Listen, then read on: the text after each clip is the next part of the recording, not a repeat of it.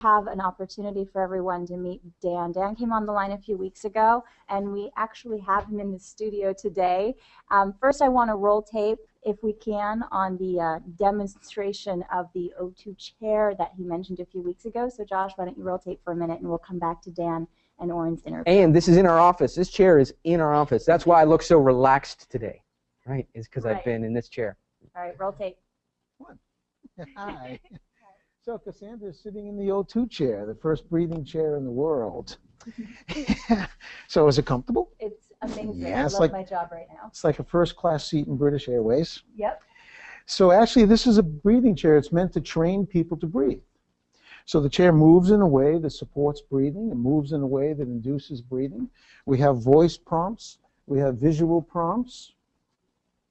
And we can set any program we like in here. So we're going to set a balance program for Cassandra. So we're going to be doing a 5-second inhale and a 5-second exhale. And the chair is going to guide her into that rhythm. The chair is going to move into a zero gravity position.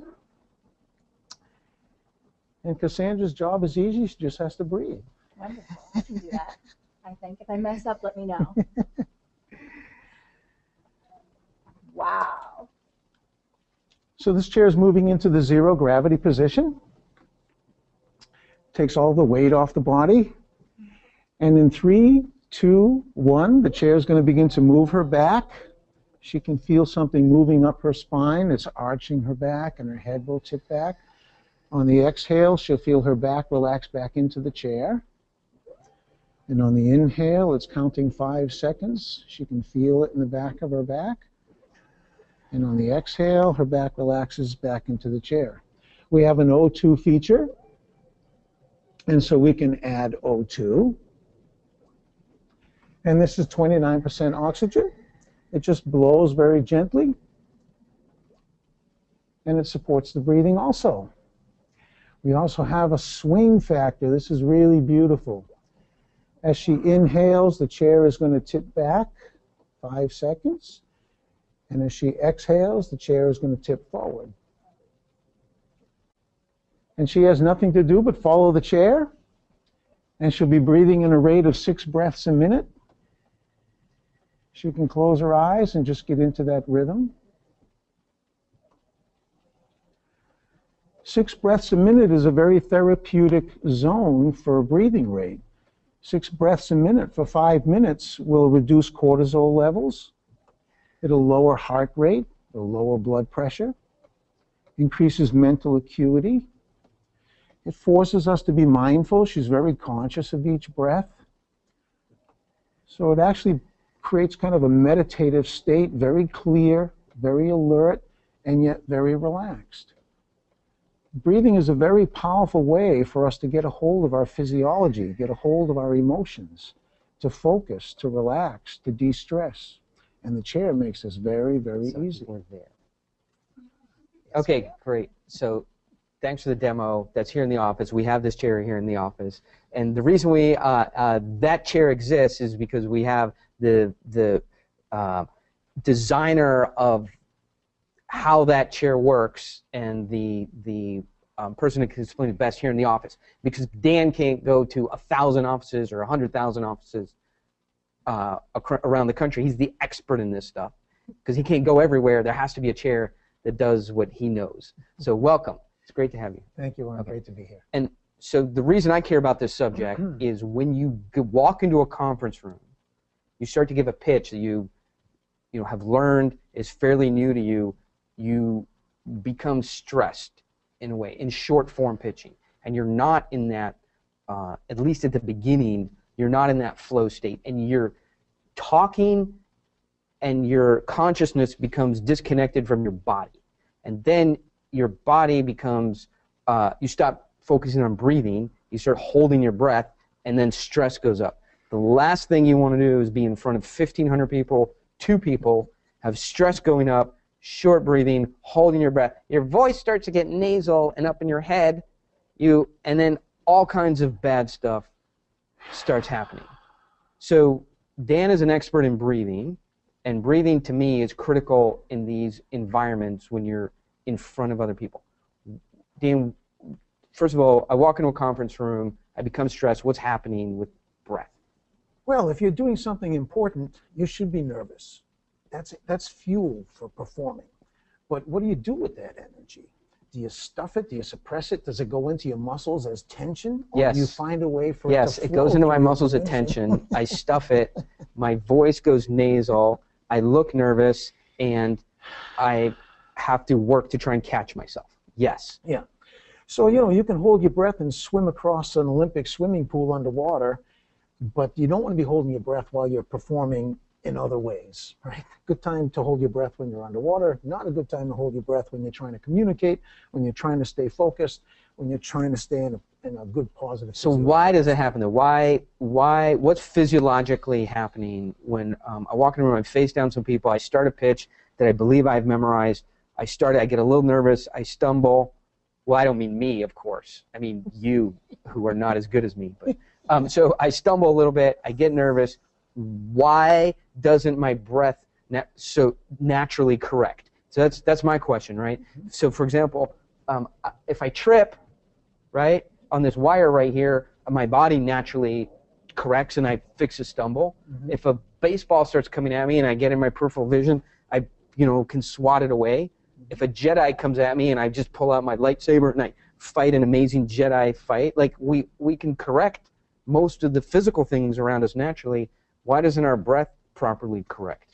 Well, you have to be trained to fall, for example. In martial arts, you just don't fall. You learn to fall. Fair enough, yeah. And so breathing is one of those things. Actually, the reaction that we have right now is that you hold your breath in those moments when you think you need to focus, when you think you need to perform. That's what I do. Actually hold your breath. I hold my breath. Right.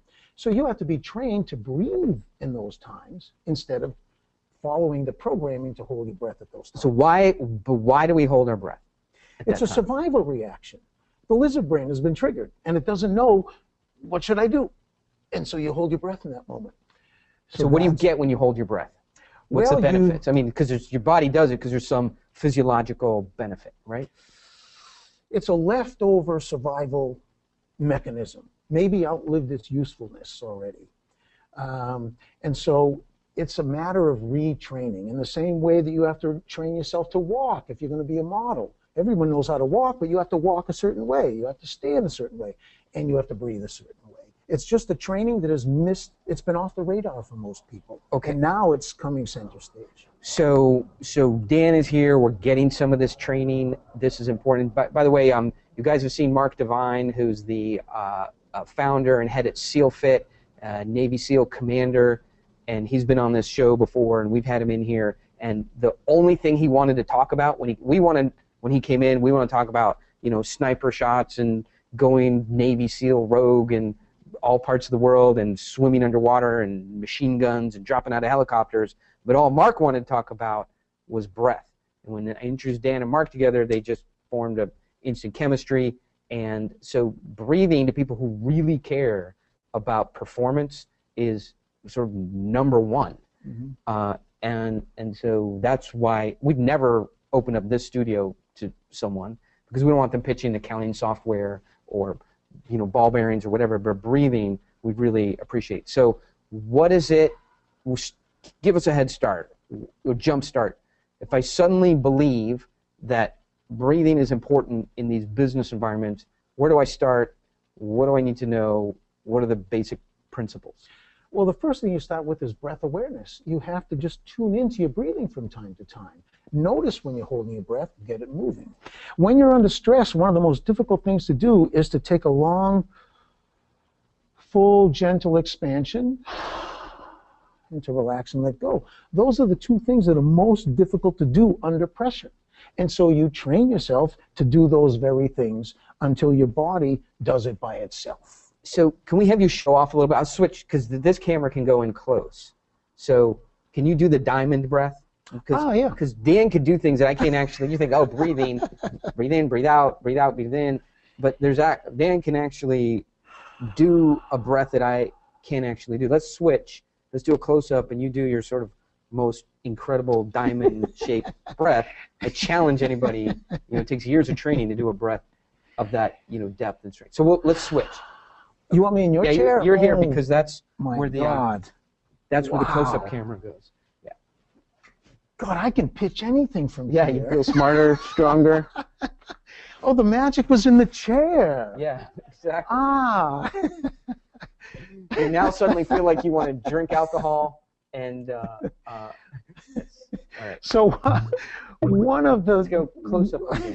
Yeah. one of the unconscious automatic reactions when we're under stress is we gasp for breath. We rush our inhale, and then I talk, and then I talk. So that rushing of the inhale is not something you want to do. So we're training to lengthen our inhale. Only a person who feels safe, only a person who's comfortable can take a long, slow inhale. So you trick that lizard brain. When you take a long, slow inhale, it doesn't matter how you really feel. You're telling your brain that you feel good, that you're okay. That breathing signal is a language that the body understands. So we're training people to take a long inhale. It accelerates, reaches a peak,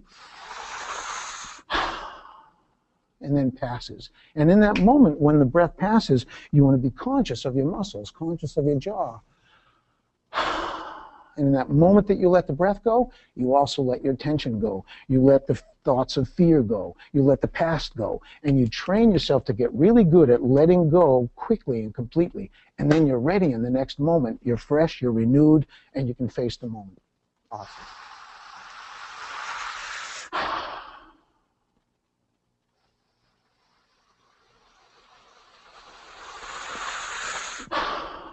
So that's a simple breathing pattern. It's kind of shaped like a diamond. That's what you mentioned. It expands.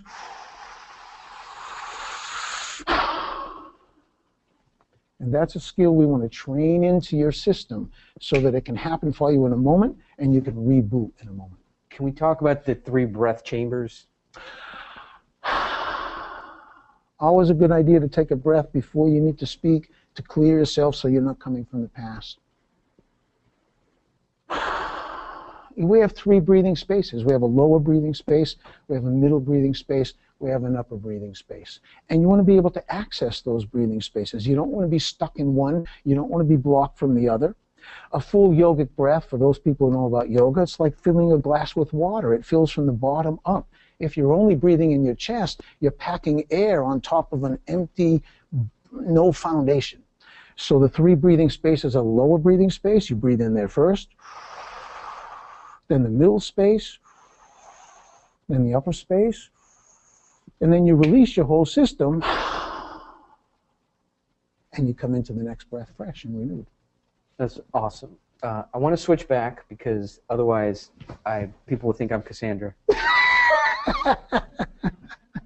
Okay. All right, great.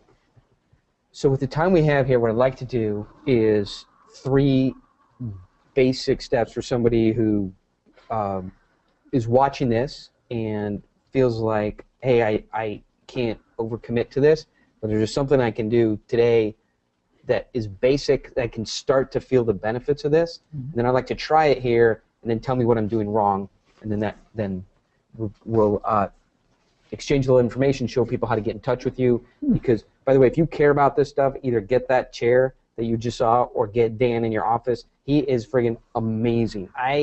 How many times have we given anybody that's not a Navy SEAL any credit for being good? 0. But this is amazing stuff. I'm so impressed by it. So 3 things that sort of your average bear can get out there and get their head into and try without falling flat on their face. Let me try it. Tell me what I'm doing wrong, and then we'll hand out some information. So the first thing is invisible from the outside, and that is that you are turning your attention to your breath. A lot of people think if they have a problem, they need to be thinking about it. If they have a goal, they need to be focused on it.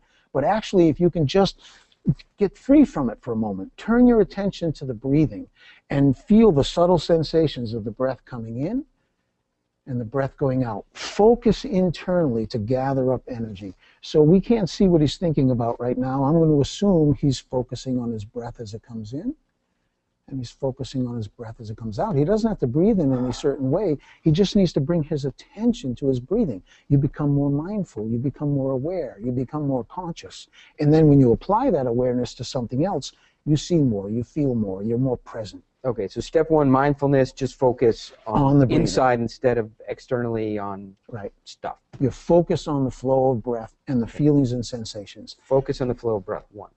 The second thing is you need to learn how to snap the exhale loose, how to let the exhale go so that you have the ability to let go of tension in the moment as it accumulates. That's like a sigh of relief.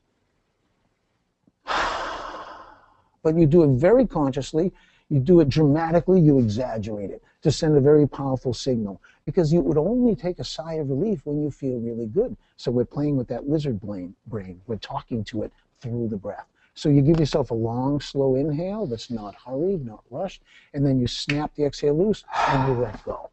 You can only let go completely if you feel safe. So that sends a very powerful signal to the brain, right? So a long, slow inhale and snap the exhale loose. There it is. Okay, third thing. And the third thing is connected circular breathing. No pauses or gaps between the breaths. The inhale connects to the exhale connects to the inhale. It's like a wheel turning. That wheel can be subtle and faint, or it can be powerful and dynamic, depending on what you want to accomplish. But that skill to spin the breath like a wheel is really a critical skill. When you master that, nothing can disturb your breathing, nothing can disturb you. So that is terrific. 3 basic things. That's stuff I'm going to be doing. I can't give anything but my highest recommendation to somehow figuring out where Dan is, how to connect with him, check out the chair that helps automate some of this, and we want to pass out some information. At least email Dan and get on his list. If not, contact him. If you're at a larger company, have him come in, do a demo. This is like amazes me, and I see thousands and thousands of really cool, interesting things, and for me to get amazed is not very frequent. I love it. I'm going to hop over the whiteboard and put up your email address. Thank you. Okay, let's do it. Thank you All right. so much. Thank All right.